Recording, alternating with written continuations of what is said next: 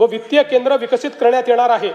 नागपूर शहराच्या विकास व विस्ताराला चालना देण्यासाठी नागपूर रिंग रोडला देखील मान्यता देण्यात आली आहे। उपक्षेत्र दुसरे, वाहतूक व मालपुरवठा व्यवस्थापन। राज्यात सन 2047 पर्यंत प्रवासी व माल वाहतुकीकरता सलग संपर्क जाळे निर्माण करण्यासाठी 1200 किलोमीटर लांबीचे मेट्रो मार्ग तसेच 6000 किलोमीटरपेक्षा जास्त द्रुतगती मार्ग विकसित करण्याचे नियोजन आहे। मुंबई, पुणे व नागपूर शहरामध्ये एकूण 490 किलोमीटर लांबीच्या मेट्रो मार्गिका उभारण्याचे काम हाती घेण्यात आले असून त्यापैकी 173 किलोमीटर लांबीच्या मार्गिका वाहतुकीसाठी खुल्या करण्यात आल्या आहेत। तसेच आगामी वर्षात 50 किलोमीटर लांबीच्या मार्गिका वाहतुकीसाठी खुल्या करण्याचे नियोजन आहे। सन 2029 पर्यंत आणखी 165 किलोमीटर लांबीच्या मेट्रो मार्गिका या सुरू करण्यात येणार आहेत। वडाळा ते gateway of India Mumbai metro मार्गिका 11 हा 23,487 कोटी रुपये किमतीचा पूर्णतः भूमिगत प्रकल्प हाती घेण्यात आला आहे। या प्रकल्पाचा विस्तार धारावी पुनर्वसन प्रकल्पातून पुढे वांद्रे उपनगरीय स्थानक व वांद्रे टर्मिनस पर्यंत करण्याचे नियोजन आहे।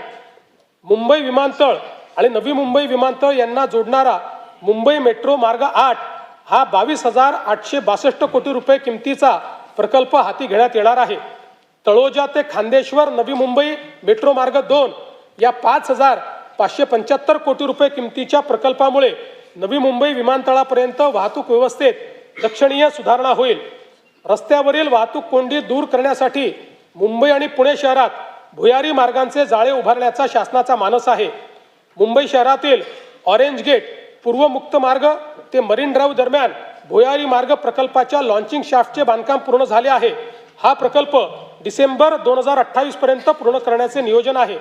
मुंबईतील पूर्व आणि पश्चिम परिसराला जोडणाऱ्या गोरेगाव मुलुंड या भुयारी मार्गाच्या पहिल्या टप्प्याचे काम अंतिम स्तरावर आहे।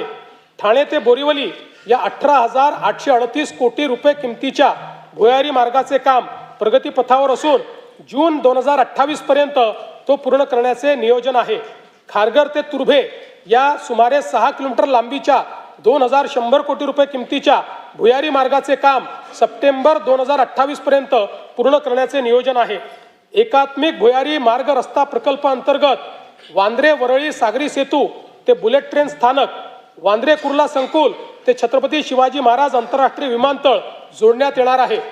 गायमुख जंक्शन ते फाउंटन हॉटेल जंक्शन दरम्यान सुमारे 6 किलोमीटर लांबीचा भुयारी मार्ग व फाउंटन हॉटेल ते भाईंदर दरम्यान 9 किलोमीटर लांबीचा उन्नत मार्ग प्रस्तावित आहे।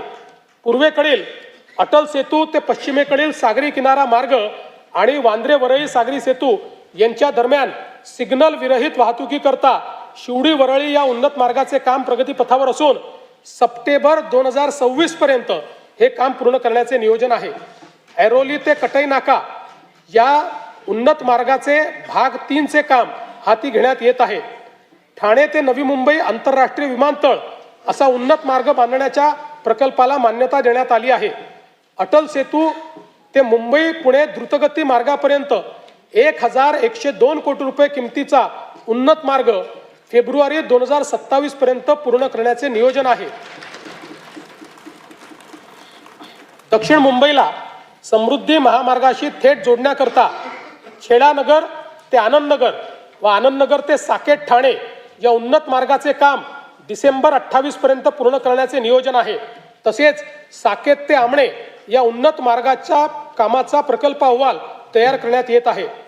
स्वातंत्र्यवीर सावरकर वांद्रे वर्सोवा सागरी सेतू या 18,121 कोटी रुपये किमतीच्या प्रकल्पाचे 4ही टप्प्याचे काम प्रगतीत असून हा प्रकल्प मे 2028 पर्यंत अखेरपर्यंत पूर्ण करण्याचे नियोजन आहे। वर्सोवा दहिसर भाईंदर या 22,166 कोटी रुपये किमतीच्या सुमारे 60 किलोमीटर लांबीचा किनारी मार्ग प्रगतीत असून डिसेंबर 28 अखेरपर्यंत पूर्ण करण्याचे नियोजन आहे।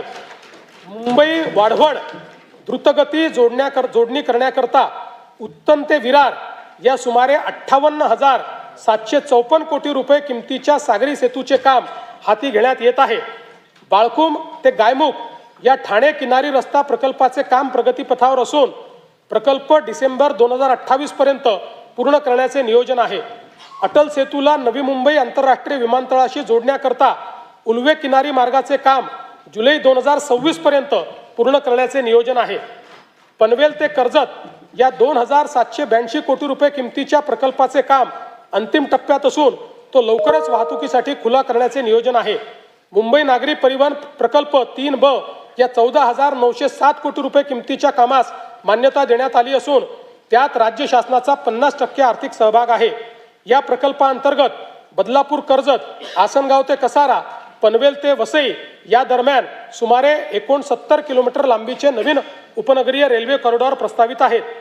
पुणे लोणावळा 3ऱ्या व 4थ्या रेल्वे मार्गिकेच्या 5,100 कोटी रुपये किमतीच्या प्रकल्पास मान्यता देण्यात आली आहे। या प्रकल्पाचा पिंपरी चिंचवड, आकुर्डी आणि तळेगाव या औद्योगिक पट्ट्यांना थेट लाभ होईल। पुणे महानगर मेट्रो रेल्वे प्रकल्प टप्पा 2 मधील खडकवासला स्वारगेट, हडपसर खराडी मेट्रो मार्गिकेच्या उपमार्गिका हडपसर ते लोणी काळभोर आणि हडपसर बस डेपो ते सासवड रोड या प्रकल्पास मान्यता देण्यात आली आहे। पुण्यातील रामवाडी ते वाघोली दरम्यान 11 किलोमीटर लांबीच्या मेट्रो प्रकल्पास देखील मान्यता देण्यात आली आहे। येरवडा ते कात्रज आणि हिंजवडी ते सिंहगड रोड या 54 किलोमीटर दुहेरी भुयारी मार्गाचा व्यवहार्यता अहवाल तयार करण्यात येत आहे। राज्यातील विविध रेल्वे प्रकल्पांसाठी 50% राज्य हिश्श्यासाठी आवश्यक निधी उपलब्ध करून देण्यात आला आहे।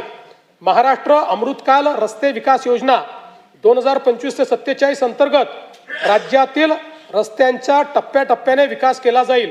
या योजनेत 6,272 किलोमीटरचे द्रुतगती मार्ग, 14,919 किलोमीटरचे राज्य व जिल्हा मार्ग तसेच 4,247 किलोमीटरचे पर्यटन परिपथ समाविष्ट आहेत।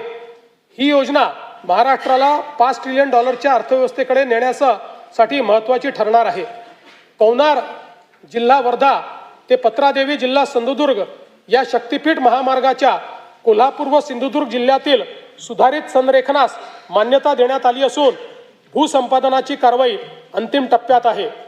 कल्याण जिल्हा ठाणे ते लातूर पर्यंत ग्रीनफील्ड द्रुतगती महामार्ग उभारण्याचे प्रस्तावित असून त्याच्या संरेखनाची कारवाई सुरू आहे।